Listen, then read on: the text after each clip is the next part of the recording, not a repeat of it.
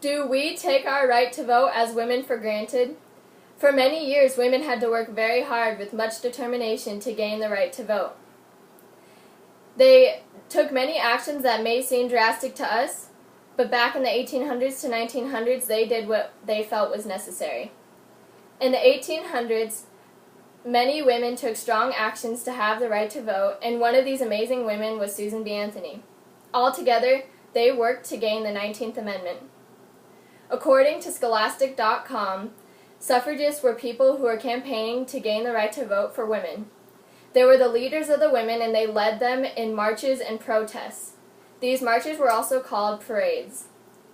Two of the most well-known marches were held in Washington, D.C. and in New York.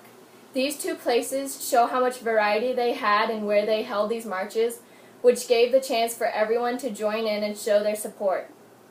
Time.com states that suffragists also arranged meetings to be held and protests.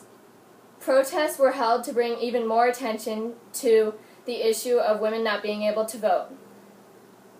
One was held in Pennsylvania Avenue, and somewhere between 5,000 to 8,000 people showed to show their support. CRF.org mentions that suffragists held meetings to make the important decisions of what their plans of actions were. These were very effective and successful ways to gain the right to vote. Women owe their right to vote to the many determined suffragists.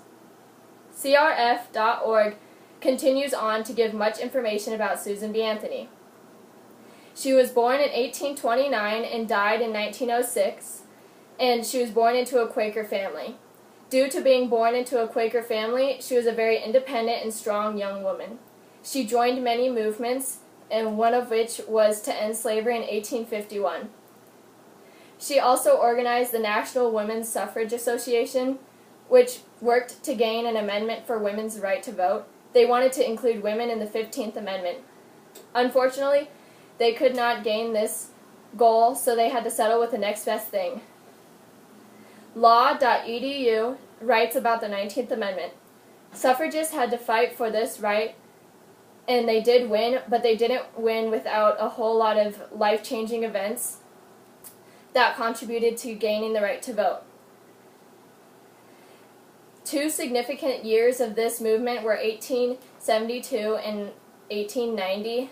In 1872, a brave suffragist brought many court challenges to show that the right to vote should be for all U.S. citizens and to defend Susan B. Anthony after she illegally voted as a woman.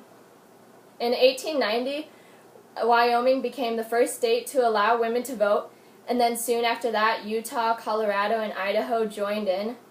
And after much consideration and debating, in 1920, the 19th Amendment was ratified. It took a lot of hard work to gain the right to vote, but luckily the women had many suffragists to lead them.